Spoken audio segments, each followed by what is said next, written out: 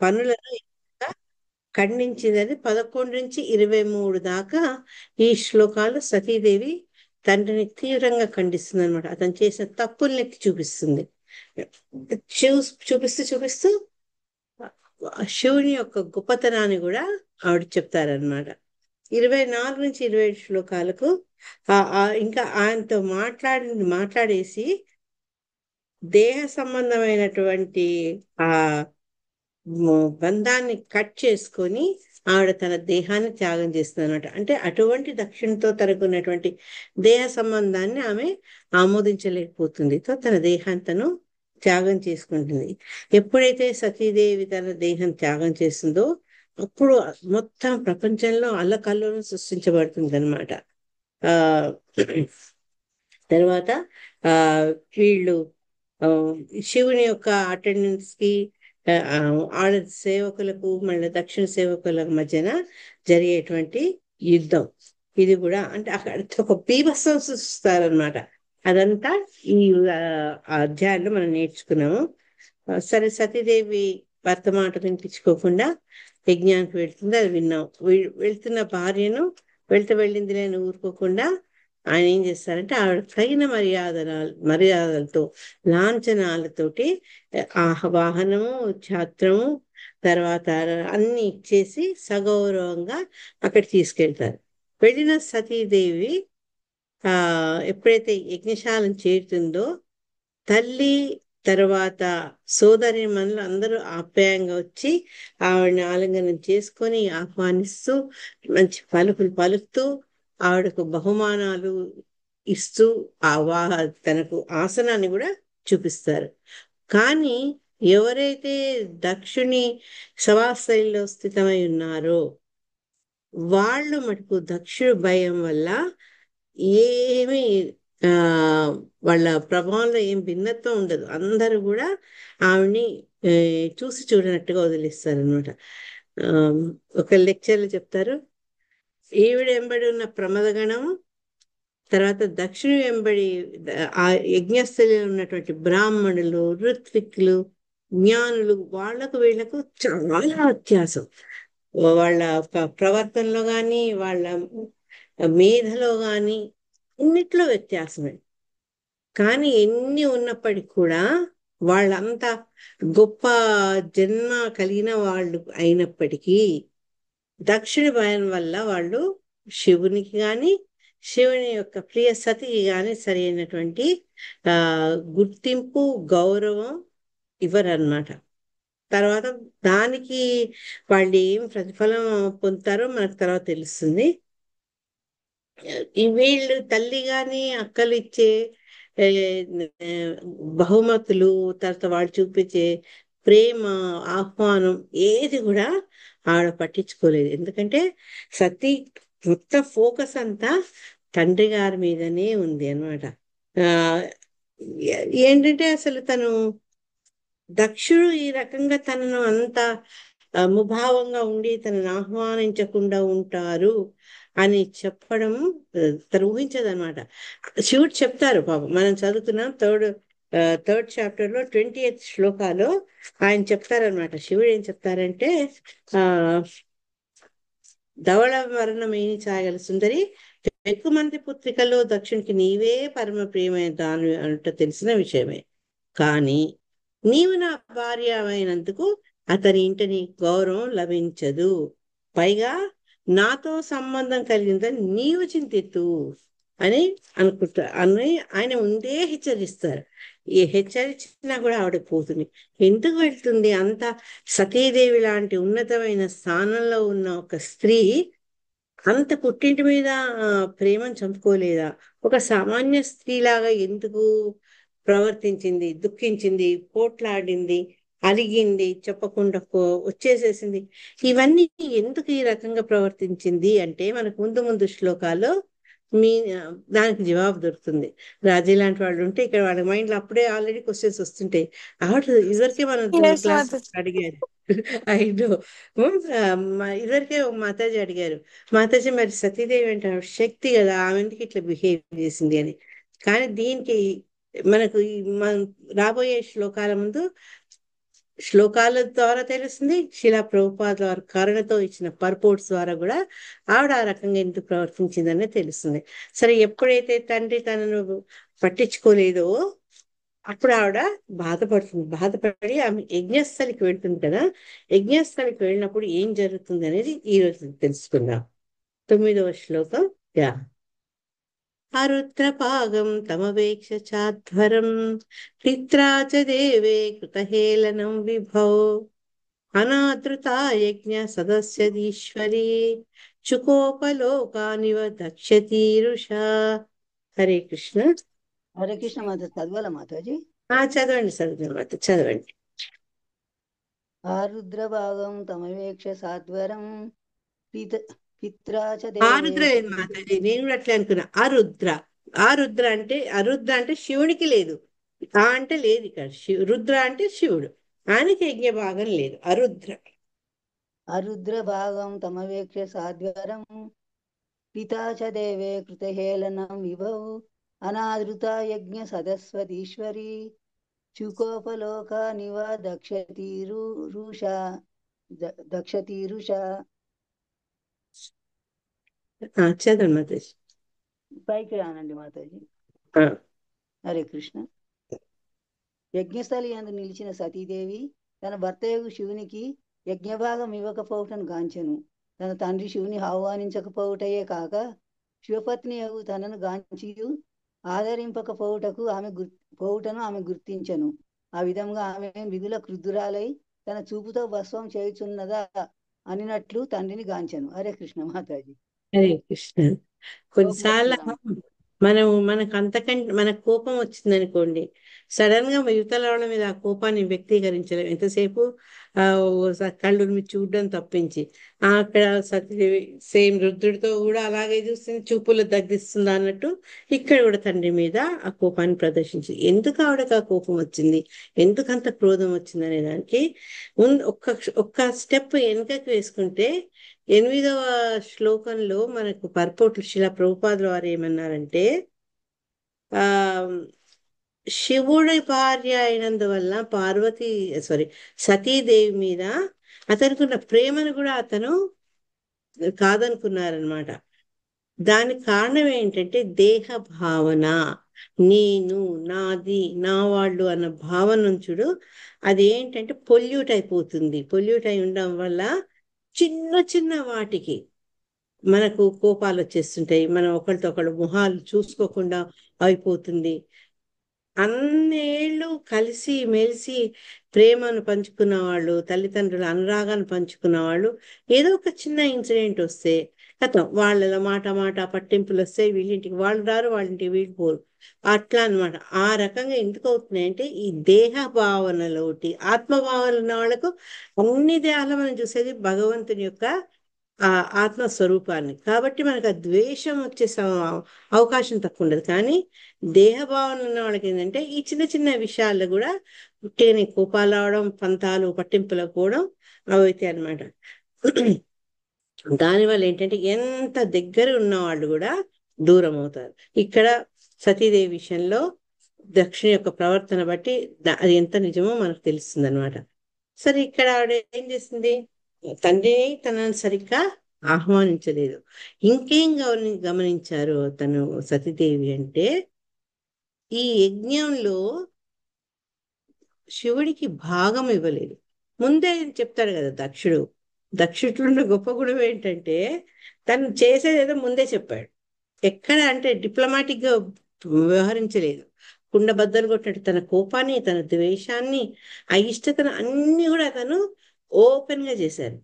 ఇక్కడ ఆయనకు ఈ హవస్సులో భాగం లేకుండా చేస్తారు కదా దక్షుడు. హవిస్సు అంటే ఏంటంటే ఈ వేద మంత్రాలను ఉచ్చరిస్తూ ఎప్పుడైతే అగ్నిని ప్రజ్వరిల్ల చేస్తారో అప్పుడు చక్క మంత్రాలు స్వాహ స్వాహ అని ఒక్కొక్క మంత్రం చదువుకుంటూ వేస్తూ ఉంటారు కదా ఋత్విక్లు. తర్వాత ఎవరైతే ఆ యజ్ఞాన్ని చేస్తుంటారో అప్పుడు ఫస్ట్ ఏం చేస్తారంటే ముగ్గురు త్రిమూర్తుల్ని పిలుస్తారు, ఆహ్వానిస్తారు వాళ్ళను. ఆ తర్వాత దేవతలందరినీ కూడా పిలుస్తారు. ఈ దేవతలు ఫస్ట్ త్రిమూర్తులు అయిపోయినాక దేవతలు, తర్వాత ఋషులు, పితృదేవతలు వీళ్ళందరినీ కూడా తలుచుకుంటూ ఈ హవిస్సును యజ్ఞంలో వేస్తారనమాట. ఆ ఈ ఎవరినైతే మనం అందరం తలుచుకుంటున్నామో దాంట్లో శివుడు సాధారణ వ్యక్తి కాదు. ఆయన గురించి ఇక్కడ ఎవరు తలుచుకోవట్లేదు. బ్రాహ్మణులు అన్ని వేద మంత్రాలు ఘోషిల్లేటట్టుగా చేస్తున్నారు, చాంట్ చేస్తున్నారు, కానీ శివుని పేరు ఎక్కడ వినపట్లేదు. శివాయ నమః స్వాహ ఆహా ఏది లేదు. అది గమనించిందనమాట. ఇక్కడ మనకు శిలా ప్రభుపాదులు ఎవరు చెప్తారు, అసలు శివుడు వద్దంటుంటే కూడా ఆవిడ ఎందుకు ఈ యజ్ఞస్థలికి వెళ్ళింది, అసలు ఆ దక్షుని ఇంటికి ఎందుకు పోయింది? మనవాళ్ళు ఆ తర్వాత ఇప్పుడు ఒక ఆనవాయితీగా మన ఇళ్ళలో తరచుగా వింటాం. మరి వేరే లాంగ్వేజెస్ లో ఉందో లేదో కానీ పిలువని పేరెంట్కి పోయే సతీలాగా అంటాం. అంటే పిలిస్తే వెళ్తే అన్నా విలువ ఉంటుంది, పిలవకుండా వెళ్తే విలువ ఉండదు అన్నదాని అది ఆ దక్ష యజ్ఞం నుంచి తర్వాత ఈ మాట ఆనవాయితీ అయిందనమాట. అసలు ఆవిడ ఎందుకు వెళ్ళింది అంటే, నన్ను గౌరవించకపోతే మా నాన్నగారే, కానీ నా భర్తకు తగిన గౌరవాన్ని ఇస్తున్నారా లేదా అంటే ప్రతి భార్య కోరుకునేది ఏంటంటే తన భర్తను సమాజంలో గౌరవించాలి అందరూ. వాళ్ళ గౌరవానికి ఎటువంటి భంగం కలగకూడదు. మన ఇంట్లో ఎన్నన్నా అనుకోని బయట ఎవరైనా ఒక చిన్న కామెంట్ చేస్తే భర్త గురించి భార్య చాలా అఫెండ్ అవుతుంది. అసలు వాళ్ళ ముఖం చూడాలని కూడా మళ్ళీ ఇష్టపడదు అనమాట. అంత పొజిటివ్నెస్ ఉంటుందన్నమాట భర్త పట్ల భార్యకు. అందుకని ఇక్కడ ఏంటంటే ఆవిడ భర్తకు తగిన సన్మానం జరుగుతుందా లేదా, గౌరవం లభిస్తుందా లేదా చూడాలని వెళ్ళింది. అందుకని పాపం తల్లి అక్కలు వీళ్ళందరూ వచ్చి ఆలింగనం చేసుకొని ప్రేమగా మాట్లాడడం, వాళ్ళు ఇస్తున్న కానుకలు కానీ చూపుతున్న ఆసనం కానీ ఆడు ఎందుకు పట్టించుకోలేదంటే తనకు అది ముఖ్యం కాదు.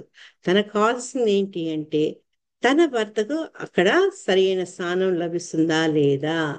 ఎందుకంటే తండ్రి అహంభావం తనకు తెలుసు. తండ్రికి శివునికి మధ్యలో అయిన అపూర్వం యజ్ఞం సమయంలో జరిగిన సంఘటనలు తనకు తెలుసు. అందుకని ఏమన్నా మార్పు ఉందేమో, బహుశా మనసు మారిందేమో, తప్పు తెలుసుకున్నాడేమో నా తండ్రి అని ఇవన్నీ ఆలోచిస్తుంది. కాబట్టి ఆవిడ ఏంటంటే తల్లి గాని తన అక్కల గురించి వాళ్ళు చూపిన ఆదరణమే పట్టించుకోలేదన్నమాట. ఆవిడ దేనికి బాధ అయింది అంటే శివుని గురించి అక్కడ ప్రస్తావన లేదు. ఎప్పుడైతే యజ్ఞంలో వాళ్ళు ఈ హవిస్సు సమర్పిస్తున్నారో ఆయనకి ఇవ్వాల్సిన చెందాల్సిన భాగాన్ని వాళ్ళు ఇవ్వలేదన్నమాట. అది అది ఎప్పుడైతే ఆవిడ గమనించారో ప్రత్యక్షంగా, ఓకే, అది ఎవరో చెప్తే కాదు తను గమనించిందో అప్పుడు ఆవిడకు చాలా కోపం వస్తుందట. ఎంత కోపం వస్తుంది అంటే తండ్రిని చూస్తుందట, ఆ చూపుకు ఆ అసలు దగ్ధమైపోయేటట్టుగా చూస్తుంది అని మనం ఒక సంఘటన కూడా చదువుతాం కదా. కౌశికుడు అనే బ్రాహ్మడు, అతను యజ్ఞం అది ధ్యానంలో ఉంటాడు. ఉంటే పిచ్చుకలు అల్లరి చేస్తాయి అన్నమాట. చేస్తూ ఉంటే ఇట్లా కోపంగా చూడంగానే ఆ పిచ్చుక కాస్త కింద పడిపోయి పాపం అది దగ్ధమైపోతుంది. సరే తను అందరి వీళ్ళు భిక్షాటనకు వెళ్ళాలి కదా రోజు, మరి పొట్టు పోషించుకునేందుకు వెళ్ళినప్పుడు ఒక గృహస్థు ఇంటి ముందే ఉండి అమ్మ భిక్షం అంటే ఒక్క నిమిషం అని చెప్పి పాపం ఆవిడ వచ్చేటప్పటికి సమయం ఎక్కువ అవుతుంది. ఎందుకంటే ఇంట్లో చంటి పిల్లలు, భర్త సేవ, దీంతో అతను రాగానే పరిగెత్తుకుంటూ వచ్చి ఈ కౌశికుడికి భిక్ష ఇవ్వలేకపోతుంది అనమాట. అప్పుడు ఆవిడ క్రోధంగా చూస్తాడు అనమాట. ఆయనే కౌశికుడు చూస్తే ఆమె అంటుంది, నేను అడవిలో పక్షిని అనుకుంటున్నావా, నీ చూపులకు మాడిపోయేందుకు అంటుంది అనమాట. అప్పుడు అతను ఆశ్చర్యపోతాడు. ఈ సాధారణ గృహిణి ఏంటి, ఎక్కడో అడవిలో జరిగిన సంఘటన ఆమెకు ఎలా తెలిసిందని. తర్వాత ఏమైంది తర్వాత ఇప్పుడు ఇంకెప్పుడైనా డిస్కస్ చేసుకుందాం. కానీ ఏంటి అంటే మనకే శక్తి ఉంటే మనకుండే ఆ క్రోధానికి మనం ఇతరుల వాళ్ళపై కళ్ళురిమి చూస్తే ఈ రకమైనటువంటి సంఘటన జరిగే అవకాశం కూడా ఉంటుంది. కానీ ఇక్కడ ఏంటి అంటే దగ్ధం కాలేదు, దగ్ధం అవుతున్నట్టుగా అనిపించింది. అంటే అంత తీవ్రమైన క్రోధము ఆవిడ కళ్ళలో కనపడింది అని చెప్తున్నారు. ఇప్పుడు సతీదేవి కాదు, సతీదేవి ఎంబడి వచ్చినటువంటి శివుని అనుచరులు కూడా తమ స్వామి పట్ల జరిగిన అవమానాన్ని వాళ్ళు గ్రహిస్తారు. సో ఏం చేస్తారనేది మనకి 10వ శ్లోకంలో ఉంటుంది. జగర్హ సామర్ష విపన్నయా గిరా శివద్విషం ధూమపతశ్రమస్మయం స్వతేజసా భూతగణా సముత్థితాన్ నిగృహ్య దేవి జగతోభిశృణ్వతః. హరే కృష్ణ సన్యాసం మాతాజీ. మాతాజీ చదవండి అమ్మా. నెక్స్ట్ కనుక్కోవాలి మాతాజీ. సన్యాసం మాతాజీ చదవండి. హరే కృష్ణ మాతాజీ, ప్రణామాలు. హరే ప్రణామ్ హరే శ్రీ. కృష్ణ. జగర్హసామర్ష విపన్నయా గిరా శివద్విషం ధూమపదశ్రమస్మయం స్వతేజసా భూతగణాన్ సముత్థితాన్ నిగృహ్య దేవి జగతోభిశృణ్వతః. హరే కృష్ణ. శివానుచరులకు భూతగణము దక్షిణ సంహరింప ఉద్యుక్తులైనను సతీదేవి తన తేజముతో వారిని వారించెను.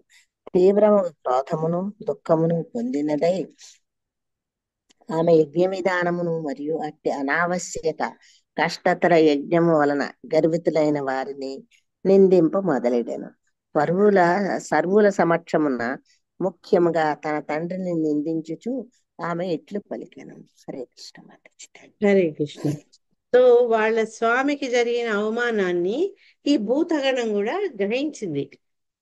అది చిన్న విషయం కాదు కదా. అక్కడ ఎంతో మంది దేవతలు, ఎంతో మంది ఋషులు, యోగులు, ఋత్వికులు అందరు ఉన్నారు. అంతమంది ముందు వాడు యజ్ఞం చేస్తూ ఎక్కడ ఆ శివుని నామాన్ని వాడు తీసుకోలేదానికి ఎక్కడ హవిస్సు సమర్పించబడలేదు. దాంతో వాళ్లకు కోపం, ఆగ్రహం వస్తుంది. వచ్చి వాడు దక్షుణ్ణి సంహరిద్దామని బయలుదేరిపోతారు. అప్పుడు సతీదేవి వాళ్ళను వారిస్తుంది అనమాట. వారించింది అంటే ఆడు ఒప్పుకున్నది అవమానాన్ని కాదు, తను నేను చూసుకుంటాను మీరు ఆగండి అన్నమాట. అనుకొని ఇంకా ఆవిడ ఆ కోపాన్ని విపరీతమైన అవమానం అనిపిస్తుంది. తనకు అవమానం నుంచి ఆవిడ క్రోధం వస్తుంది భర్త పట్ల వాళ్ళ ప్రవర్తనకు. తర్వాత దుఃఖం వస్తుంది. అరే అంత గొప్ప నా భర్తకు ఇటువంటి అవమానం జరిగిందా అని ఆవిడకు దుఃఖం కూడా వస్తుంది. వచ్చి ఆవిడ ఏం చేస్తారంటే ఇంకా అందరి ముందు ఆ యజ్ఞస్థలిలో ఎవరెవరైతే ఉన్నారో అందరూ గొప్ప గొప్ప వాళ్ళు కూడా ఉన్నారు. అందరి సమక్షంగా అందరి ముందు తన తండ్రిని నిందించడం అంటే అతను చేసిన తప్పును ఎత్తి చూపిస్తుంది అనమాట. ఎందుకు అంటే అసలు యజ్ఞం అంటే ఏంటి, వీడు చేసిన యజ్ఞము ఏ రకంగా అది సరైనది కాదు, దానివల్ల ప్రయోజనం ఏముంది, వాళ్ళు ఇటువంటి యజ్ఞాన్ని తలపెట్టడం కేవలం గర్వంతో. అంతేకాదు దక్షుడు తన యొక్క గొప్పతనాన్ని చూపించడానికి యజ్ఞాన్ని చేస్తాడు. ముందంతా అయిపోయింది కదా, శివుడు బ్రహ్మ రావడము, తర్వాత వాళ్ళు లేవకపోవడము, తర్వాత తనకు అవమానంగా ఫీల్ అయిపోయి ఆ యజ్ఞాన్ని వదిలిపెట్టి వెళ్ళిపోవడము, సభా మర్యాద పాటించకూడదు. తర్వాత ఏంటంటే తన యొక్క గొప్పతనాన్ని చూపించుకోవడానికి యజ్ఞాలు ఒకదాని తర్వాత ఒకటి చేస్తాడనమాట. ఈ రకంగా చేసే యజ్ఞాల వల్ల ఆ గర్వితులైన వాళ్ళ వల్ల ఏం ప్రయోజనాలు ఉంటాయి, ఏం ప్రయోజనాలు ఉండవు అనే దాన్ని ఆవిడ ఏంటంటే అందరి ముందు సభలో అందరి సభ్యుల ముందు తెలిపిందనమాట. శిలా ప్రభుపాద చక్కటి భాషను రాశారు దీనికి. అంటే మనం ఎన్నోసార్లు వింటుంటాము, కానీ మళ్ళొకసారి మనకు యజ్ఞం ఎవరి కోసం చేస్తున్నాము, ఎవరి కోసం చేస్తున్నామో వాళ్ళని ప్రీతిని అందించకుండా వేరే ఉద్దేశాలతో యజ్ఞం చేస్తే దాన్ని ఏమంటారు, దాని ముఖ్యోద్దేశం ఏ రకంగా నశించబడుతుందో అవన్నీ చెప్తున్నారు అనమాట. సో ఫస్ట్ ఏంటంటే యజ్ఞాన్ని మనం విష్ణు యొక్క ప్రీత్యర్థం కోసం చేయాలన్నమాట. యజ్ఞం చేసేదే విష్ణు యొక్క ప్రీతి కోసం. ఎందుకంటే ఆయనే అన్ని రకాల యజ్ఞాలకు భోక్త ఎవరు అంటే విష్ణు. మనందరం చదువుకున్నాం. ఎవరైనా ఈ శ్లోకం ఒకసారి పూర్తి చదువుతారా? భోక్తారం యజ్ఞతత్వం, భగవద్గీత 5:29. హరే కృష్ణ. హరే కృష్ణ. చదవండి. భోక్తారామ్యజ్ఞతప్సాం సర్వలోక మహేశ్వరం సుహృదం సర్వభూతానాం మాం శాంతి గృచ్చతి. హరే కృష్ణ. హరే కృష్ణ. ఆయన కాదు భోక్తారం. Thank you. So Hare Krishna. విష్ణువుని ఏమంటామంటే ఆ యజ్ఞ ఫలాలకు భూత కాబట్టి యజ్ఞేశుడు అంటే యజ్ఞానికి ఈశుడు, యజ్ఞానికి అధిపతి కాబట్టి ఆయన ప్రీత్యర్థమే అన్ని రకాల యజ్ఞాలు ఆచరించాలి. అది మనం శాస్త్రాలు చెప్పడే కాక భగవంతుడు స్వయంగా భగవద్గీతలో కూడా చెప్పారనమాట. నాకు ఒక్క క్షణం పాజ్ తీసుకుంటా, సారీ.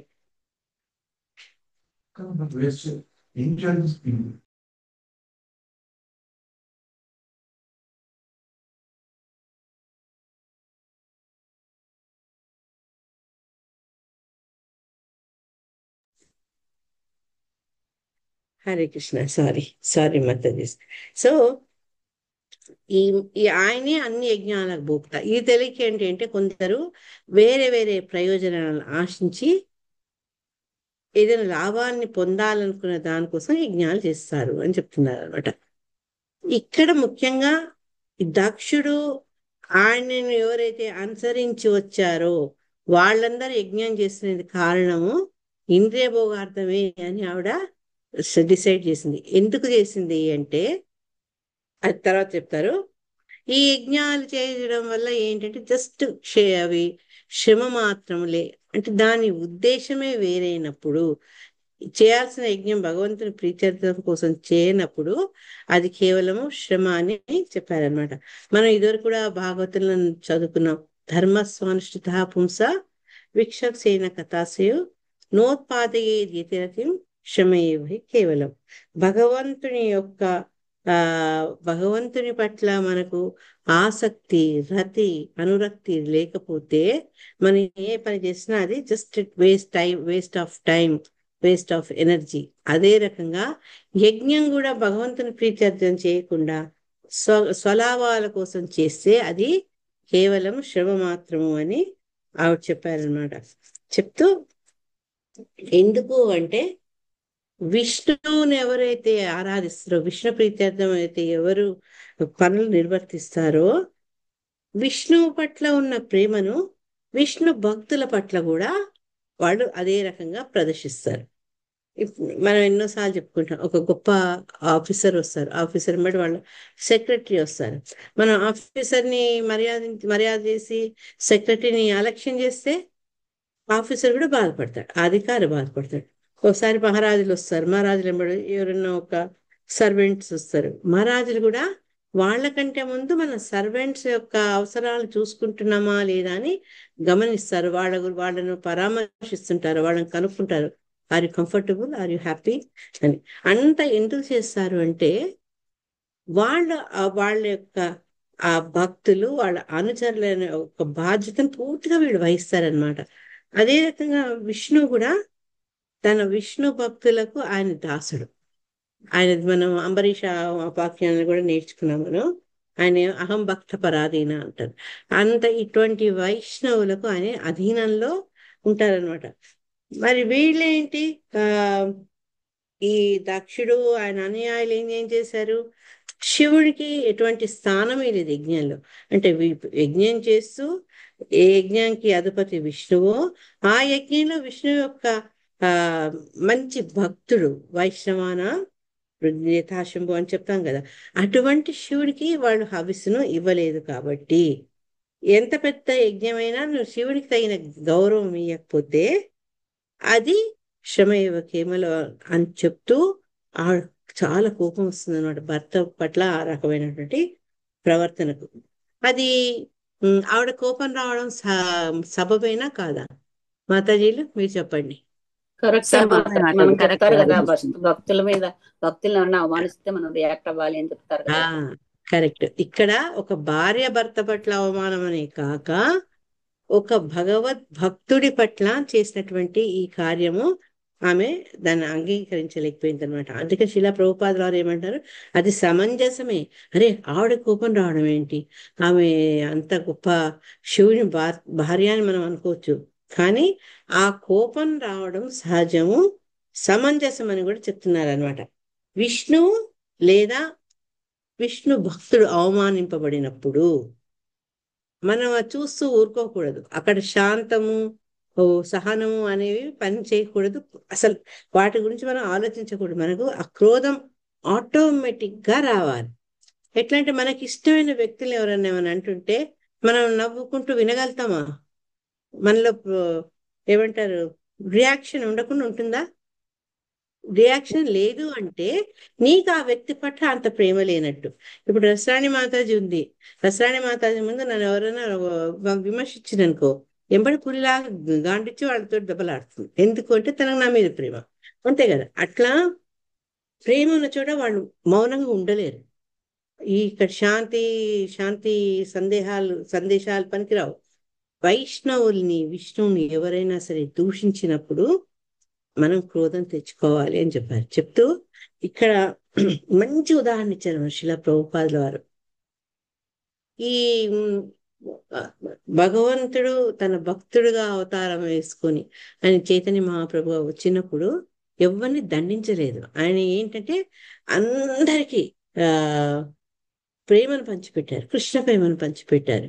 మహావదన్యాయ అందరితోటి చక్ ఆ, ఏమంటారు, ఈ శిక్షణ దండన అనేది లేకుండా ఆయన మనస్ఫూర్తిగా అందరికీ భగవన్నామాన్ని పంచిపెట్టారు. అటువంటి చైతన్య మహాప్రభు ఎప్పుడైతే ఈ జగాయ్ మదాయ్ వాళ్ళు నిత్యానంద ప్రభు పట్ల ఆ అసభ్యంగా ప్రవర్తించారని, హింసించారని తెలిసిందో అప్పుడు గబ ఆయన చక్రాన్ని ధరించి వస్తారనమాట వాళ్ళని శిక్షించేందుకు.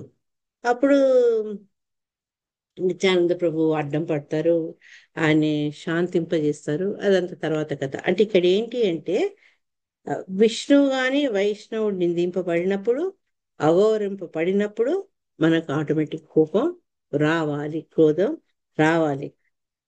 దాన్ని నరోత్తమ దాస్ ఠాకూర్ చిన్న పదం చెప్పారు శిలా ప్రభుపాద వారు.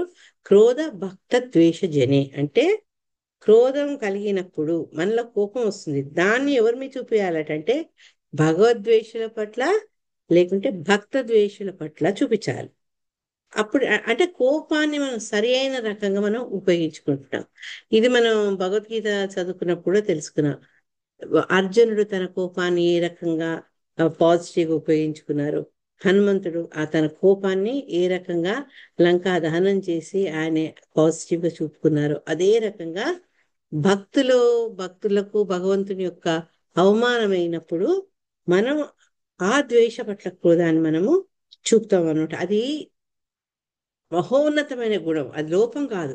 మనం అట్లా కోపం తెచ్చుకున్నాం అంటే అది మన లోపం కాదు అని చెప్తున్నారు అనమాట. వాళ్ళకి అట్లా అవమానం జరుగుతున్నప్పుడు మనం ఓర్పు వహించి ఉండకూడదు. కాబట్టి ఇవంతా ఎందుకు చెప్తున్నారు శిలా ప్రభుపాద ఇంత పెద్ద వర్కౌట్ ఎందుకు రాశారంటే సతీదేవికి క్రోధం రావడం పూర్తిగా సమంజసమే. మరి లేకపోతే వాళ్ళందరం కూర్చొని అంటుంటాం కదా, ఆవిడకేంటి కోపం ఎందుకు రావాలి, అంత గొప్ప సతీ ఆమె, శివుని భార్య అని. కోపం రావాలి, కోపం రావడం సహజమే, అది సమంజసమని మళ్ళీ చెప్తున్నారు అనమాట. తండ్రియే కావచ్చు, కానీ ఇక్కడ దక్షుడు తన తండ్రి అయినప్పటికీ వైష్ణవ అపరాధం, ఆ వైష్ణవుడు ఎవరు, మహావైష్ణవుడు ఆయన్ని అవమానిస్తున్నాడు కాబట్టి ఆవిడకు వచ్చిన కోపము పొగడదగింది అని చెప్పారు శిలా ప్రభుపాద గారు. నెక్స్ట్ 11 ఇప్పుడు డైరెక్ట్ ఈవిడ మాట్లాడడం మొదలు పెట్టింది. ముందు మాట్లాడబోయింది, ఇప్పుడు మాట్లాడుతున్నారు అనమాట సతీదేవి. 11వ శ్లోకంలో దేవ్యువాచ నయస్య లోకే స్థతిశాయన ప్రియ తదా ప్రియో దేహ భృతాం ప్రియాత్మనః తస్మిన్ సమస్తాత్మని ముక్త వైరకే కృతే భవంతం కథమః ప్రతీపయేత్. ఎస్ హరే కృష్ణ కనకవల్లి మాత, మాత. హరే హరే కృష్ణ మాతాజీ. పంచాంగ కృష్ణ. ప్రణామాలు. ప్రణామం. దేవ్యువాచ నయస్య లోకే స్థతిశాయన ప్రియా తథా ప్రియో దేహ భృతాం ప్రియాత్మనః తస్మిన్ సమస్తాత్మని ముక్త వైరకే ఋతే భవంతం కథమః ప్రతీపయేత్. సతీదేవి ఇట్లు పలికెను, సమస్త జీవులకు శివుడు పరమ ప్రియుడు, అతనికి విరోధి లేడు, అతనికి ప్రియుడు గాని శత్రువు గాని లేనేలేడు. ముక్తవైరుడైన అటువంటి సర్వాత్ముని ఎడ నీవు తప్ప వేరెవ్వరునూ ద్వేషమును అందజాలరు. హరే కృష్ణ. హరే కృష్ణ. ఇక్కడ ఆవిడ ఏం చెప్తుంది అంటే శివుడి యొక్క గొప్పతనాన్ని, ఆయన యొక్క ఆ గుణగణాన్ని ప్రశంసిస్తున్నారనమాట. ప్రశంసిస్తూ అటువంటి శివుడి తోటి నువ్వు తప్పించి ఇంకెవరు ద్వేషం పెంచుకోరు అని. అంటే ఇక్కడ తండ్రి యొక్క లోపాన్ని చెప్తూ భగవాన్ శివుని యొక్క గొప్పతనాన్ని ఆవిడ ప్రశ్నిస్తున్నారు అనమాట. ఆయన అందరికీ పరమ ప్రియుడు, అతనికి ఎవరు శత్రువు లేరు, ప్రియుడు కానీ శత్రువు కానీ లేరు. అంటే సేమ్ మన భగవద్గీత ఇప్పుడు ఎవరైనా 929 రెడీగా పెట్టుకోండి. ముక్త వైరుడు అంటే ఆయనకి ఎవరితో వైరత్వం లేదు. అటువంటి శివుని పట్ల, శివుని ఇక్కడ సర్వాత్మ అని అందనమాట, అందరి అందు ఉండేవాడు చెప్పి, నీవు తప్ప వేరెవరు ద్వేషం అందజాలరు. ఇది నీ ప్రాబ్లం అయ్యా, శివుడితో కాదు ప్రాబ్లం అని చెప్తున్నారు తను. ఎందుకంటే ఆయనకు అన్ని సర్వగుణ సంపన్నుడు ఆయన. అటువంటి ఆయనకి వైరత్వమే లేదు ఎవరితోటి. అట్లాంటి వాడితో వైరం పెట్టుకున్నావు, అది నీది ప్రాబ్లము అని చెప్తుంది. భాష్యంలో శిలా ప్రభుపాదులు వారు మనకి భగవంతుడు ఆయన మనం అంటాం కదా, అబ్బా భగవంతుడు ఆ కేవలం భక్తుల పట్లనే పక్షపాతం చూపిస్తాడు. 7th canto శ్రీమద్ భాగవతంలో కూడా ఈ ప్రశ్నను అతను అడుగుతారు, ధర్మరాజును తర్వాత నారదుని మధ్య కన్వర్సేషన్ లో వస్తుంది. అయితే భగవంతుడు పక్షపాత కాదా, దానికి జవాబు ఆయనే తన గురించి ఈ 9th chapter లో చెప్తున్నారు. ఇంకెవరైనా చదువుతారా? నేను చదవనా మాతాజీ? నాగచంద్రిక మాత చదవండి. దండవస్ప్రణం. సమూహం సర్వభూతేషు న మే ద్వేషోస్తి న ప్రియః ఏ భజంతు తు మాం భక్త్యా మైతే తేషు చాప్యహం. నేనెవరిని ద్వేషింపను, ఎవరి పట్లను పక్షపాతమును కలిగి ఉండను. నేనందరి పట్ల సమానుడను. కానీ భక్తితో సేవ చేయువాడు నాకు మిత్రుడై నాలోనే ఉండును, మరియు నేను కూడా అతనికి మిత్రుడనై ఉండును. Thank you Mataji. హరే కృష్ణ. అని సమదృష్టి కలవారు, కానీ అక్కడ ఒక చిన్న కిటుకు పెట్టారు. ఎవరైతే సమస్త వేళల్లో భగవంతుణ్ణి తెలుసు, భగవంతుడి పట్ల బంధం కలిగి ఉంటారో అటువంటి వాళ్ళు నాకు సొంత వాళ్ళు అని చెప్పారు. అది లేకపోతే అందరూ నాకు సమానమే. న్యాచురల్ కదా. ఇప్పుడు మన ఇంట్లో ఒక 4 పిల్లలు ఉన్నారనుకోండి ఒక తల్లికి, దాంట్లో ఎవరైనా ఒబీడియంట్ గా ఉండి తల్లి మాట విని తల్లి చెప్పినట్టు చేస్తూ తల్లికి ప్రాబ్లమ్స్ ఇవ్వని వాళ్ళంటే తల్లికి కొంచెం ఎక్కువ ప్రేమ ఉంటుంది. అల్లరి పిల్లల మీద ప్రేమ ఉండదు అంటే ఉంటుంది, కానీ వాళ్ళకంటే తనకు అనుగుణంగా ఉండే పిల్లల మీద ఇంకొంచెం ప్రేమ ఎక్కువ ఉంటుంది. అది మనందరికీ తెలుసు. అది ఈవెన్ టీచర్లలో కూడా అంతే. ఇక్కడ భగవంతుడు కూడా అదే చెప్తున్నారు అనమాట. నాకు అందరూ ఒకడే, నాకు వేరే భావం లేదు, పక్షపాతం లేదు, కానీ వాళ్ళు నన్నే తలుస్తున్నారు కాబట్టి నేను వాళ్ళకి సులభంగా అందుతాను. వాళ్ళు నాతో ఉంటారు, నేను వాళ్ళతో ఉంటానని చెప్తున్నారు అనమాట. అవే లక్షణాలు మళ్ళీ మనం ఇక్కడ శివుని దగ్గర కూడా చూస్తాం. ఆయన ఎవ్వరి పట్ల వైరత్వం లేదు. అట్లనే అందరూ నాకు చాలా, అందులో ఇంతమందిలో నాకు ఒకళ్ళు చాలా ప్రియమైన వాళ్ళు, ఒకళ్ళంటే నాకు అస్సలు నచ్చదు అన్న భావన ఆయనకు లేదు. అటువంటి శివుని మీద ఈయనకు అసూయ వచ్చిందని చెప్తున్నారు అనమాట. చెప్తూ శిలా ప్రభుపాద ఏమన్నారంటే, మనందరూ తెలుసు కృష్ణుని యొక్క ఫస్ట్ క్యాంటోలో నేర్చుకున్నాం, భగవంతుడు గుణావతారాలు, పురుషావతారాలు. ఈ గుణావతారాల్లో స్వామి స్వయంగా ఆయనే బ్రహ్మ, విష్ణు, మహేశ్వరులుగా విస్తరించారు. కాబట్టి ఏంటంటే భగవంతునితో ఉండే గుణాలలో దాదాపు ఆయన నుంచి వచ్చిన వాళ్ళు కదా. ఇప్పుడు ఒక జిరాక్స్ ఇస్తే జిరాక్స్ నుంచి తీసిన నెక్స్ట్ పేపర్ కూడా అట్లే ఉంటుంది, కానీ వేరుగా ఉండదు కదా, భిన్నంగా ఉండదు. మనం ఒక పేపర్ జిరాక్స్ తీసుకున్నాం, దాంట్లో నోట్స్ ఎట్లా ఉంటుందో ఇంకో పేపర్ కూడా అదే ఉంటుంది, వేరే కొత్త నోట్స్ ఏం రావు అందులో, ఎందుకంటే జిరాక్స్ ఇస్తున్నాం. అదే రకంగా భగవంతుని విస్తారమైనటువంటి ఈ ముగ్గురులో గుణావతారాల్లో వీళ్ళకి సమానంగా ఆ భగవంతుడితో దాదాపు కొంచెం కొంచెం కొంచెం ఇటు అటు అంతే అన్నమాట. కాబట్టి ఆయన అందరితో కూడా సమభావంతో ఉంటారు అని చెప్తున్నారు అనమాట. కానీ ఎవరికైతే అసూయ పరుడై ఉంటాడో, ఎవరిలో అసూయ ద్వేషాలు ఉంటాయి, వాళ్ళకు శివుడు అంటే నచ్చదు. అంటే ప్రాబ్లం వాళ్ళది, వాళ్ళు శివుని పట్ల ద్వేషాన్ని పెంచుకున్నారు, కానీ శివునికి ఎవరి పట్ల ద్వేషం ఉంటుంది. హరే కృష్ణ. అందుకని ఇక చెప్తున్నా, ఈవిడేమంటుందంటే తండ్రితోటి డైరెక్ట్ గా, ఇండైరెక్ట్ కాదు, తండ్రితో చెప్పేస్తుంది, నీవు తప్పించి శివుని పట్ల ఇంకా ఎవ్వరికి ద్వేషం ఉండదు, ఎవ్వరు అతనికి శత్రువు లేరు, నువ్వే ఆయనకి శత్రువు అని చెప్తుంది అనమాట. ఎందుకంది ఆ మాట అంటే, ఈ ఈ యజ్ఞం అవుతుంటే ఎంతో మంది వచ్చారు అక్కడికి. అందరూ దక్షిణ ఆహ్వానం మీద వచ్చారు. వచ్చి ఆయనకు భయపడి ఆవిడ్ని ఆహ్వానించలేదు, కానీ వాళ్ళకు శివుని పట్ల గాని సతి పట్ల గాని ఎటువంటి ద్వేషము లేదు. కాబట్టి అది ఏమంటుందంటే ఆమె డైరెక్ట్ గా వేసిన అభియోగం ఏంటంటే తండ్రి మీద, నీవు తప్పించి ఇంకెవ్వరికి శివుని పట్ల ద్వేషము లేదు, నీ కారణంగానే ఆయనకు హవిస్సులు లభించట్లేదు అని చెప్తుందన్నమాట 12వ శ్లోకంలో. హరే కృష్ణ.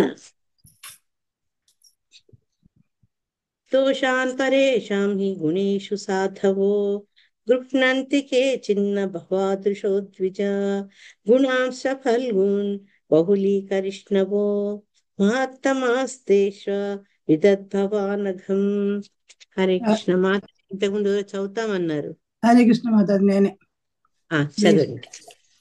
దోషాన్ పరేషాం హి గుణేషు సాధవో గృహ్ణంతి కేచిన్న భవాదృశో ద్విజ గుణాం చ ఫల్గూన్ బహుళీకరిష్ణవో మహత్తమాస్తేష విదద్భవానఘం. ఓ ద్విజుడా, నీ వంటి వాడు కేవలం ఇతరుల యందలి గుణదోషమునే ఎన్నుచుండును.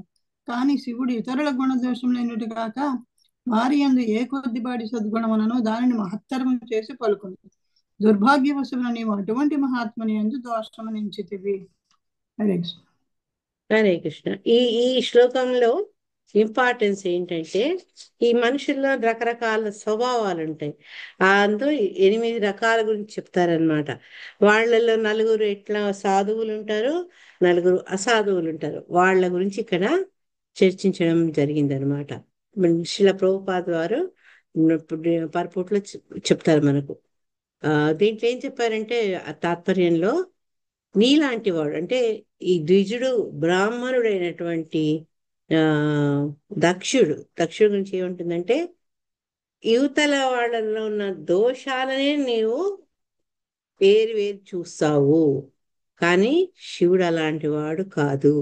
ఆయన యువతల వాళ్ళ గుణాల దోషాన్ని ఎంచరు. అంతేగాక మన రసరాణి మాత చెప్పినట్టు, ఏ కొంచెం మంచి గుణం ఉన్నా, ఏ కొద్ది సద్గుణం ఉన్నా కూడా దాన్ని మ్యాగ్నిఫై చేసి ఆయన వాళ్ళను పొగుడతారనమాట. కానీ నీ దురదృష్టము అతని గొప్పతనాన్ని నువ్వు తెలుసుకోలేకపోయినావు, ఆయనలో నువ్వు దోషాల్ని చూస్తున్నావు అని తండ్రిని అంటుంది. అనడం ఏముంది, ద్విజుడా అని సంబోధించింది. ద్విజుడు అంటే వాళ్లకు ఒకసారి జన్మతః బర్త్ అయితే, రెండోసారి గురువు నుంచి వాళ్లకు ఏమంటారు దాన్ని, ఉపనయనం ద్వారా మంత్రం తీసుకోవడం ద్వారా మళ్ళీ ఇంకొక జన్మ కలుగుతుంది అని చెప్తారు. అందుకని వాళ్ళ ద్విజులు. దాంట్లో బ్రాహ్మణులు, క్షత్రియులు, వైశ్యులు, ఈ ముగ్గురు ఉన్నారు అన్నమాట. వీళ్ళు ఏంటి అంటే సామాన్య మానవులాగా కాకుండా గురువు నుంచి మంత్రం తీసుకుని ఉంటారు, వేదాధ్యయనం చేస్తారు, శాస్త్రాన్ని చదువుతారు. వీటి వల్ల ఏంటంటే మంచికి చెడుకు మధ్య ఉండే భేదం కూడా వాళ్ళకి తెలిసి ఉండాలి. ఎవరైతే ఇవన్నీ చేస్తారో, గురువు ద్వారా విద్యను పొంది మంచి చెడు విచక్షణ చేస్తారు. అంతేకాక ఏంటంటే ఏది సరి అయిందో ఏది సరికాదో, తర్వాత తత్వం అంటే యువతల వాళ్ళ తత్వం, ఒక వస్తువు తత్వం అని తెలిసి ఉండాలి. ద్విజుడు అంటే వాడికి తెలియాల్సినవి ఇవన్నీ అనమాట. అందుకని ఆమె ఏమంటుంది అంటే, నీకు ఇవన్నీ తెలిసే ఉంటాయి, అందుకనే నేను ఈ రకంగా నా అభిప్రాయాన్ని చెప్తున్నా. ఏం అభిప్రాయం చెప్తున్నా, నా భర్త దోషాలు వినడు, నువ్వు దోషాలు ఎన్నుతున్నావు, ఎందుకంటే నీ దుర్భాగ్యవశంలో ఆయన మీద నీకు ద్వేషమే ఉంది, కాబట్టి నువ్వు తప్పులు ఎన్నుతున్నావు అని చెప్తున్నారనమాట. అంటే తన ఆర్గ్యుమెంట్ ని చాలా తెలివిగా ద్విజుడా అని సంబోధించి తండ్రి ముందు పెట్టిందనమాట. నాకు తెలీదు, నాకు ఈ విషయాలు తెలియదా అనేందుకు ఛాన్స్ లేదు, ఎందుకంటే ద్విజుడికి తెలిసి ఉండాలి. అందులో ఆయన ఎవరు, దక్షుడు, ప్రజాపతుల్లో అందరిలో ఉత్తముడు, చాలా ప్రతిభావంతుడు, దక్షత కలవాడు కదా. అటువంటి వాడికి ఈ విషయాలన్నీ తెలిసి ఉండాలి.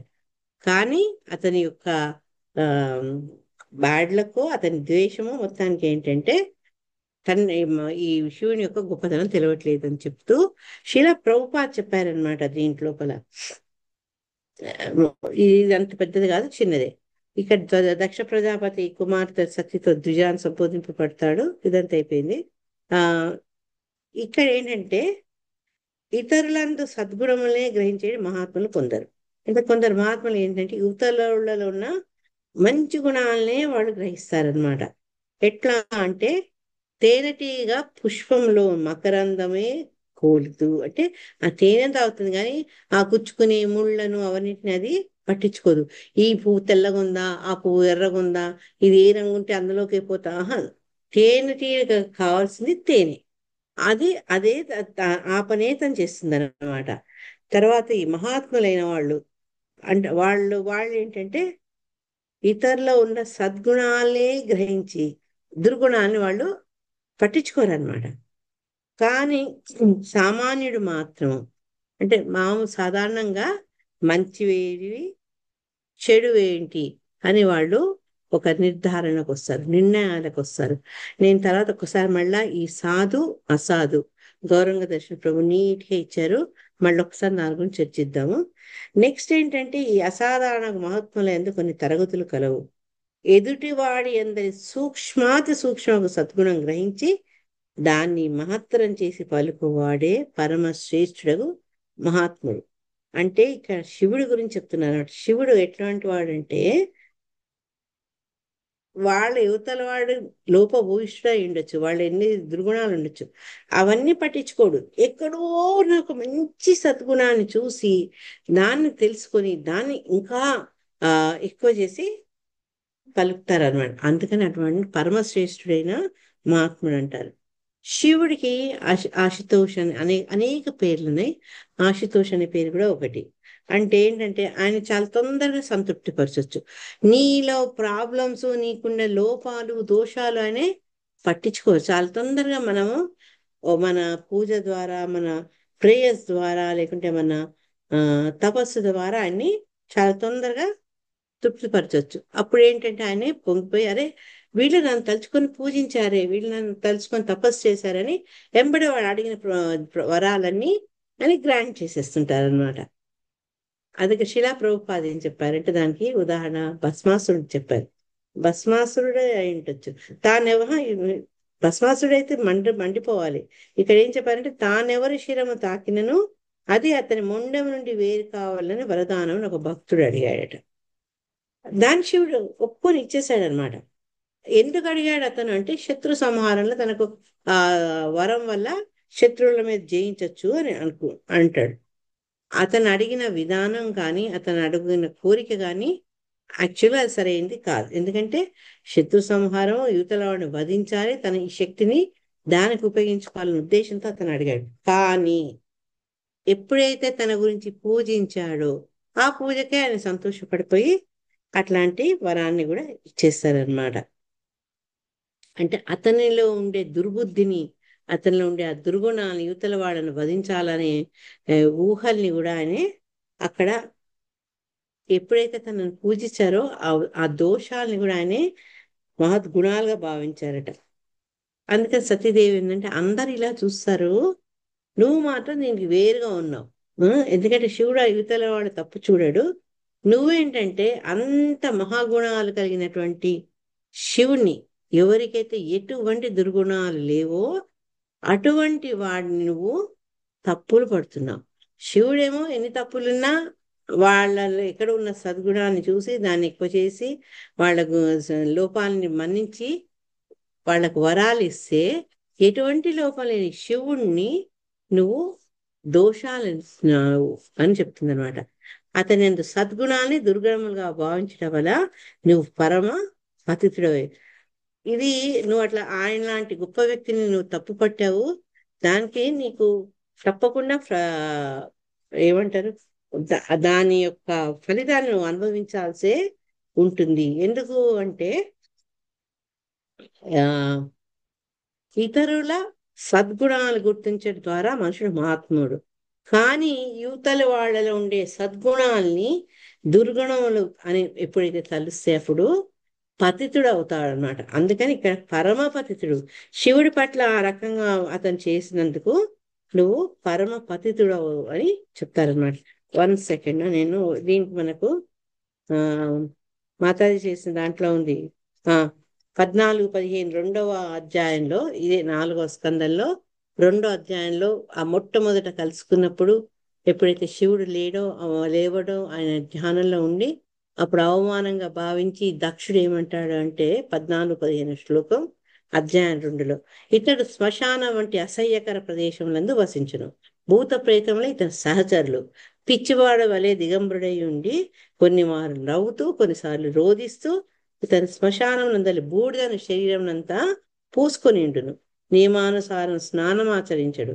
ఇతడు కపాల అస్థికల హారాలు ధరిస్తాడు కనుక పేరుకి శివుడు కానీ ఇతను అమంగళకరుడు అని చెప్తాడనమాట. చేరి ఇంకా ఉన్మత్తుడు కూడా అని. ఇట్లాంటి వాళ్లకు అతను ఏంటంటే ఎవరైతే తమో గుణంలో ఉండి ఉన్మత్తులవుతారో వాళ్ళందరికీ ఇతను నాదుడయ్యాడు. ఈ రకమైన పరుష వాక్యాలు పలుకుతాడనమాట ఎవరు, దక్షుడు. అందుకని ఆవిడ ఈ కనెక్షన్ అది గుర్తు చేస్తుంది అనమాట. ఎవరైనా యువతల వాళ్ళ సద్గుణాలని గుర్తించి వాళ్ళని కనుక ఎప్పుడైతే మనం పొగుడతామో గుర్తిస్తామో అప్పుడు మహాత్ముడు అవుతాడు. ఎవరైతే మహాత్ముల్లో ఉండే సద్గుణాలను చూసి కూడా దుర్గుణాలు అంటారో, ఇప్పుడు దక్షుడు చేసిన పని అది. అందుకని నువ్వు పరమ పతితుడివి అని చెప్తుంది అనమాట. అంటే ఆవిడకి ఎంత క్రోధితురాలైంది కాబట్టి అంతమంది సభాముఖంగా అతన్ని ఈ మాటలతోటి అప్పెడ చెప్పిస్తుంది అనమాట ఆయనలో ఉండే లోపాల గురించి. మనం లాస్ట్ లో డిస్కస్ చేసుకుందామా, ఇప్పుడే చదువుకుందామా ఈ 8 రకాల వ్యక్తుల గురించి? మళ్ళీ ఒకసారి రివిజన్ చేద్దాం. 13 చేసి ఆపేస్తా, ఆపినాక మనం వెళ్తాం. 13th శ్లోక తల్లి. నాశ్చర్యమేతత్ యత్ అసత్సు సర్వదా మహద్వినిందా గుణపాత్మవాదిషు శేష్యం మహాపూరుష పాదపాంసుభిః నిరస్త తేజస్సు తదేవ శోభనం. హరే కృష్ణ. కృష్ణాని మాతాజీ చదువు తల్లి.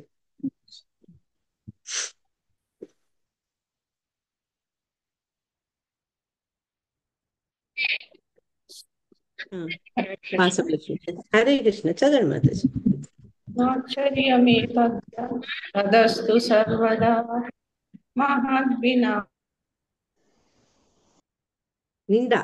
మహద్వినింద.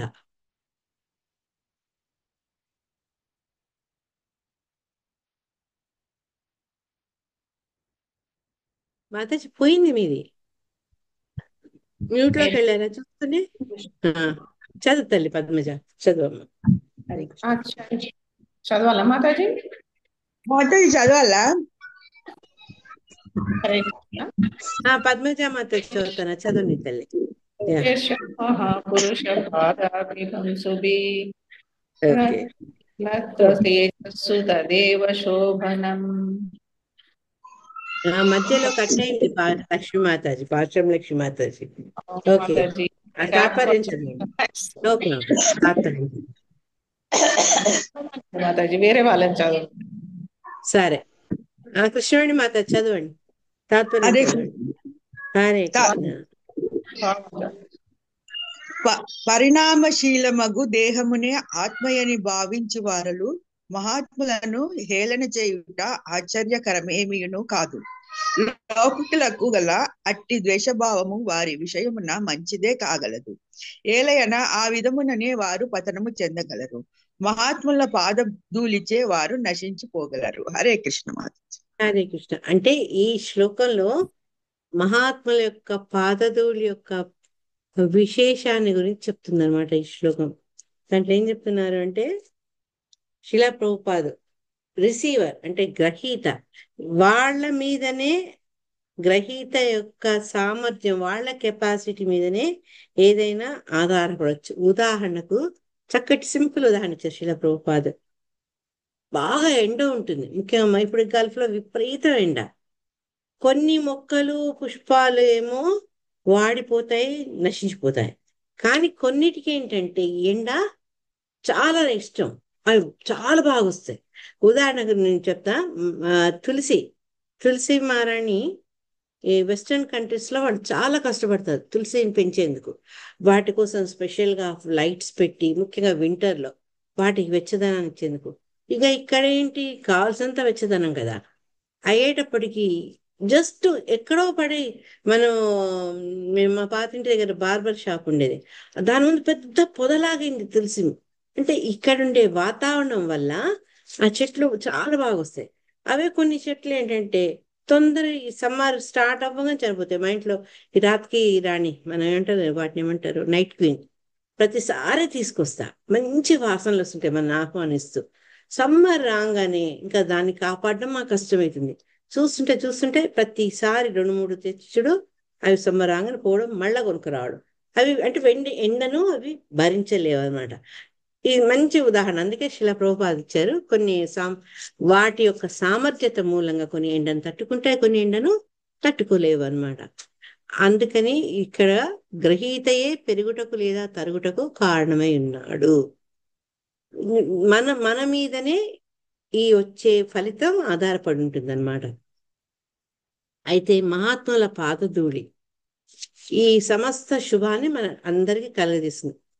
వాళ్ళు ఎక్కడైతే మహాత్ముల పాదధూళి వస్తుందో, ఎక్కడైతే వాళ్ళ పాదాన్ని మోస్తారో అది మనకు శుభాన్ని కలిగిస్తుంది. మహీయసాం పాదరజోభిషేకం అని చెప్తున్నారు భాగవతం శ్లోకం. అయితే అది ఎంత శుభాన్ని కలిగిస్తుందో కొన్నిసార్లు అంత హానికరం కూడా అని చెప్తున్నారు.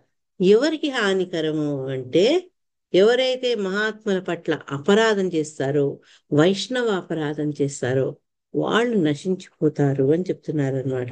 ఎందుకు నశించారంటే మహాత్ములు పట్టించుకోరు పాపం. ఎందుకంటే వాళ్ళు మహాత్ములు, అందరిలో మంచినే చూస్తారు వాళ్ళు.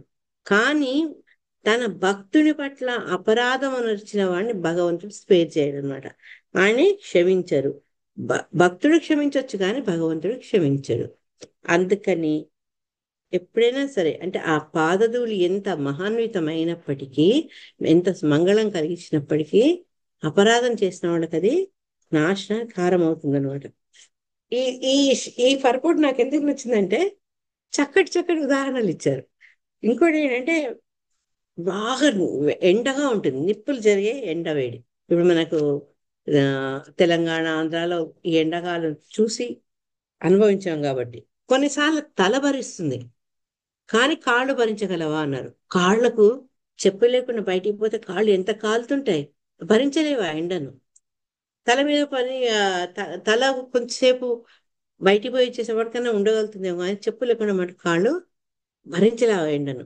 అందుకని ఇక్కడ చక్కటి ఉదాహరణ ఇది. మేము ఒకసారి, ఇప్పుడు కాదు, 20-25 ఏళ్ల కింద కంచికి వెళ్ళాం. సరిగ్గా అది 12 అవ్వస్తుంది. 12 అయితే ఆలయాలు క్లోజ్ అవుతాయి కదా, 11, 10 నిమిషాలు 12. అవి పురాతనమైన గుళ్ళు, పెద్ద పెద్ద ప్రాంగణాలు. పరిగెత్తాం కదా, అది ఎండకు మంచిగా వేడిగా అయిపోయినాయి బండలు. గుడికి వెళ్ళి నాకు చూసుకుంటే బొబ్బలు వచ్చేసాయి అనమాట, అంత ఎండ. కాబట్టి ఇక్కడ శిలా ప్రభుపాద చెప్పినట్టు నిప్పులు చెరిగే ఎండ వేడిని తలన్న భరిస్తుంది కానీ కాళ్ళు భరించలేవు. అది అందుకని ఇక్కడ ఏం చెప్తున్నారంటే, అపరాధి అయిన వాడు ఇంకా వాడు పతనం చెందుతాడు. ఎందుకు అంటే వాళ్ళు ఈ మహాత్ముల పట్ల వాళ్ళ యొక్క ప్రవర్తనను మార్చుకోకుండా ఇంకా వైష్ణవ అపరాధం చేస్తూనే ఉంటారనమాట. దానికి ఎందుకు కారణము అంటే దేహ భావన. ఇక్కడ నేను అనే ఈ దేహ భావన ఉన్నవాడికి అహంకారం ఉంటుంది.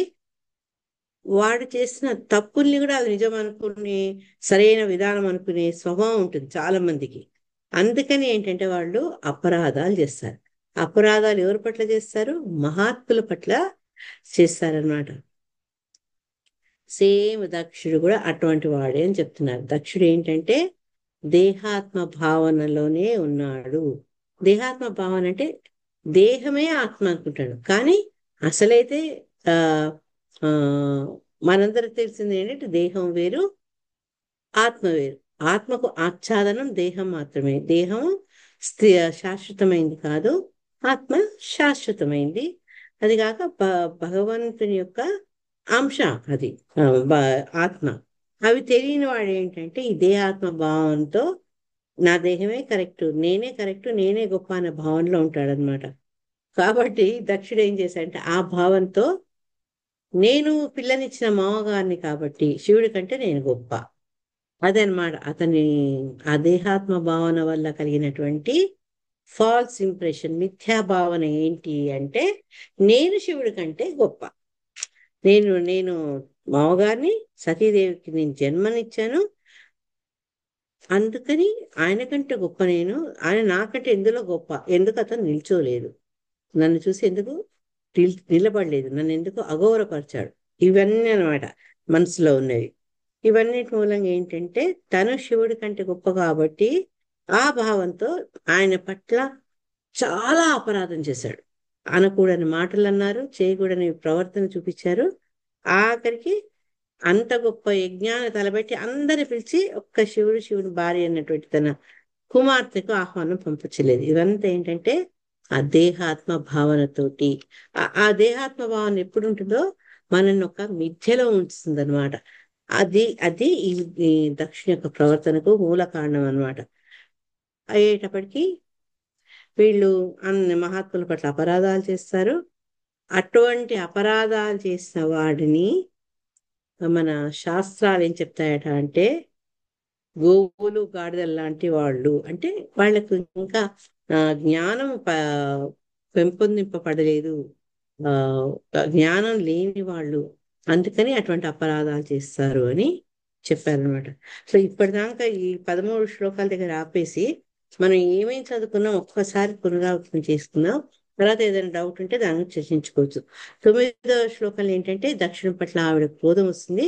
ఎందుకంటే ఈ తలపెట్టిన యజ్ఞంలో తన భర్త అయినటువంటి శివుడికి ఎటువంటి అదేంటి మన హవిస్సు సమర్పించట్లేదు. రెండో శ్లోకం అంటే 10వ శ్లోకంలో ఏం చెప్పిందంటే అందరి ముందు సభా సమక్షంలో తండ్రి పట్ల తన ఆగ్రహాన్ని ఆమె వ్యక్తపరుస్తుంది. యజ్ఞపతి అయినటువంటి విష్ణువుకు ప్రీతిపరమైన ఆయన విష్ణు భక్తుణ్ణి, ప్రథమ వైష్ణవుని అవమానించారు అని చెప్పి నువ్వు ఈ రకమైన భావంతో నువ్వు చేసావు కాబట్టి అది సరైన యజ్ఞం కాదు అని చెప్పారనమాట. అంటే కర్మకాండాల్లోకి ఇది వస్తుంది కానీ ఇది సత్వగుణంతో చేసింది కాదు అని ఆవిడ చెప్తారనమాట. తర్వాత దక్షిణి 11 నుంచి 23 శ్లోకాల్లో ఆవిడ తీవ్రంగా దక్షిణి ఖండిస్తుంది. 11వ శ్లోకంలో కేవలం నువ్వు కాక ఇంకా ఎవ్వరు కూడా శివుని ద్వేషించరు. దానికి కారణాలు ఆవిడ ఏం చెప్పారంటే 5 కారణాలు చెప్పారు. అతిశా ఈ భౌతిక ప్రపంచంలో శివుడి కంటే అధికమైన వాడు ఎవ్వరూ లేరు, అతన్ని ఎదిరించే వాళ్ళు కూడా ఎవ్వరూ లేరు. అది ఫస్ట్ పాయింట్. సెకండ్ ఏం చెప్పిందంటే ప్రియస్తత అప్రియో, శివునికి ప్రియమైన వాళ్ళు అప్రియులు అనేవాళ్ళు లేరు. తర్వాత ప్రియాత్మన అంటే ఆయన ఏంటంటే అందరికీ ప్రియమైన వాడు, ప్రియాత్ముడు అన్నమాట. తర్వాత తస్మిన్ సమస్తామణి అంటే అందరికీ ఆత్మ లాంటి వాడు, జీవాకు ఆత్మ లాంటి వాడు అని చెప్పి ముక్త వైరక, ఆయనకి ఎవ్వరితో కూడా వైరత్వం లేదు. ఇన్ని సుగుణాలున్న శివుడికి కేవలం నువ్వొక్కడివే శత్రువి, ఇంకెవరు శత్రువులే లేరు, ఆ వైరమే లేదు ఎవరికి ఆయనతో అని చెప్తున్నారు అనమాట. తర్వాత 12వ శ్లోకంలో సాధువులకు అసాధువులకు మధ్య వ్యత్యాసం ఆవిడ చెప్తారనమాట. శివుడు లాంటి వాళ్ళు సాధువులు, వాళ్ళు ఇంకోళ్ళలో ఉండే మంచి గుణాలే చూస్తారు, దుర్గుణాలని చూడరు. అంతేగాక వాళ్ళలో ఉన్న చిన్న చిన్న సుగుణాలని కూడా ఎంతో పెద్దగా చేసి చెప్తారు. కానీ నీలాంటి వాడు యువతలి వాళ్ళలో తప్పులు చూస్తారు, ఎంత మహాత్ముడైనా అతనిలో కూడా నువ్వు తప్పులు చూస్తావు అని చెప్తుంది అనమాట. చెప్పి మనకు దర్శన ప్రభు చక్కగా టేబుల్ ఇచ్చారు. దాంట్లో సాధు అంటే ఇది 4 రకాలు. ఆ 4 రకాల గురించి మనకు బాగా చెప్పారు. ఏంటంటే ఫస్ట్ సాధు అంటే ఎవరు యువతలి వాళ్ళలో ఎవరన్నా అవలక్షణాలు ఉన్నప్పటికీ కూడా అతను అంగీకరిస్తాడు, యాక్సెప్ట్ చేస్తాడు. ఎందుకంటే కొన్నిసార్లు మనలో ఉండే అవలక్షణాలు కూడా సాధన వల్ల, సత్సంగం వల్ల అవి సుగుణాలయ్యే అవకాశం ఉంటుందన్నమాట. అవి ఏవైతే ఇప్పుడు మనకు దుర్గుణాలుగా ఉన్నాయో అవి సాధనతో అవి సుగుణాలుగా అయ్యే అవకాశం ఉంది. కాబట్టి సాధువు అతను ఏమైనా తప్పులున్నా కూడా తప్పులతో సహా మనల్ని స్వీకరిస్తారనమాట. ఫస్ట్ శిలా ప్రభుపాదుల వారు ఆయన వచ్చి మన కృష్ణ కాన్షియస్ ని పంచినప్పుడు ఇనిషియల్ స్టేజ్ లో ఆయన ఎవరెవరికైతే దీక్ష ఇచ్చారో అంతకంటే ముందు వాళ్ళ జీవన విధానం వేరుగా ఉండేది. మనం ప్రభుపాద లీలామృతంలో చూద్దాం ఏ రకమైనటువంటి వేష భాషలు, ఏ రకంగా ఉండేది వాళ్ళ వ్యవహారం, అలవాట్లు. కానీ ఆయన ఏంటంటే అందరి పట్ల ఆ జాలితో, దయతో, ప్రేమతో వాళ్ళను దగ్గర తీసుకుంటే ఈ దురలవాట్లు అన్ని మెల్లమెల్లగా పోయి వాళ్ళు మంచి లక్షణాలు వాళ్ళలో పెంపొందించారనమాట. ఈ రెండో వాళ్ళు ఏంటంటే సాధు తర్వాత వచ్చేది మహత్తర. మహత్తర అంటే ఏంటి అంటే మనలో ఉండే దుర్గుణాలని చూడక మనలో ఉన్న మంచి గుణాలనే వాళ్ళు గమనిస్తారనమాట. చెడు ఉంది కానీ చెడును వాళ్ళు పట్టించుకోరు. మనలో మంచి గుణం ఉందా అని వాళ్ళు దాన్ని చూస్తారనమాట. వాళ్ళు మహత్తర.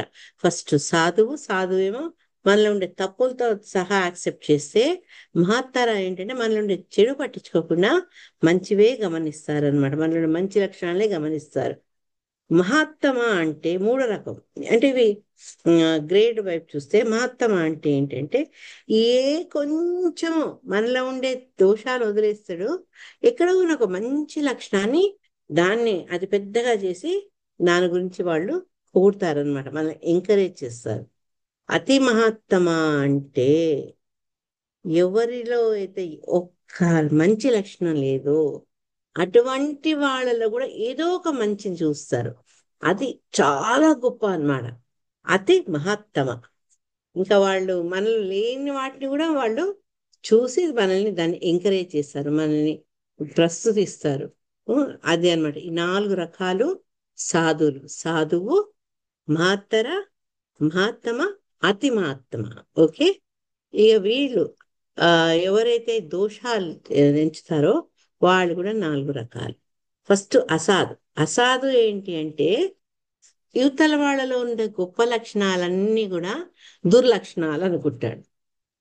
అది అసాధు.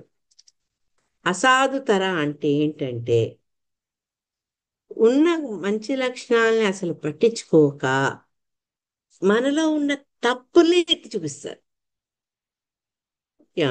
కొందరు ఉంటారు, కొందరు భర్తలు ఉంటారు, భార్య ఎన్నో చేస్తుంది, పొద్దు నుంచి సాయంత్రం దాకా పని చేస్తుంది, వంట వండుతుంది, పిల్లల్ని చూసుకుంటుంది, పెద్దవాళ్ళని ఆదరిస్తుంది, ఇన్ని చేస్తుంది. ఎప్పుడన్నా పాపం ఒంట్లో బాగాలేక ఇల్లు సర్దలేదనుకో వచ్చి వాళ్ళు అంటారు, ఏంటి ఇల్లంతా అసహ్యంగా పెట్టుకున్నాడు, ఏం చేస్తున్నావు పొద్దు నుంచి ఇంట్లో అంటారు. అరే ఇంట్లో ఎన్నో చేస్తున్నాం మనం, ఈ ఒక్కదాన్ని పట్టుకొని మనం చేసిందంతా గంగలు కలిసిపోయింది. అట్లా వాళ్ళు కూడా ఉంటారు, అసాధుతర వాళ్ళు. తప్పులే చూస్తారు, మనం చేసే మంచి పనులు వాళ్ళు చూడరు, జస్ట్ ఓవర్లుక్, దాన్ని పట్టించుకోరు వాళ్ళు మనం చేసే మంచిది. ఇప్పుడు అసాధుతమ. అక్కడ మనము మహాత్తమ అన్నట్టు ఇక్కడ అసాధుతమ. అసాధుతమ అంటే ఏంటంటే చిన్న తప్పుల్ని భూతద్దంలో చూసి అవి పెద్దగా చేస్తారు. మనలో ఒక్క మంచి లక్షణం లేదంటారు వాళ్ళు. అంటే అసలు వాళ్ళ ఉద్దేశంలో మనకు అన్ని తప్పులే చేస్తాం, తప్పులు చేస్తాం. ఆ తప్పు ఏంటంటే చిన్న తప్పైనా దాని గురించి పెద్దగా నువ్వు ఎప్పుడు ఇట్లే చేస్తావు, నువ్వు ఇప్పుడే ఇట్లా చేస్తావు. ఎప్పుడు చేయము, ఎప్పుడో ఒకసారి పొరపాటు అవుతుంది. కానీ దాన్ని భూతద్దంతో చూసి మనలో అన్ని దుర్లక్షణాలు ఉన్నాయని వాళ్ళు ఒక నిర్ణయానికి వచ్చేస్తారు. ఇక అతి అసాధుతమా అంటే యువతల వాళ్ళలో ఎటువంటి దోషాలు, ఎటువంటి లోపాలు లేకున్నా వీడికి మటుకు అన్నవే కనిపిస్తాయి. కామన్లో రోగి గట లోకమంతా పచ్చ కనిపిస్తుంది. అదే రకంగా అతి అసాధుతమ అనే అతనికి ఏంటి అంటే యువతల వాళ్ళ దోషాలే కనిపిస్తాయి, కానీ వాళ్ళు ఏం దోషాలు లేవన్న విషయాన్ని అతను గ్రహించుకోడు. సో ఇవి నేర్చుకున్నాం. లాస్ట్ ఏంటంటే వైష్ణవ పాదధూళి. వైష్ణవ పాదధూళి ఎంత గొప్పదో మళ్ళీ రేపు ఒకసారి చిన్న కథతో మొదలు పెట్టుకుందాం. హరే కృష్ణ. ఎవరికైనా ఏమైనా డౌట్స్ కానీ కామెంట్స్ కానీ ఉన్నాయా? శ్రీమద్ భాగవతానికి జై.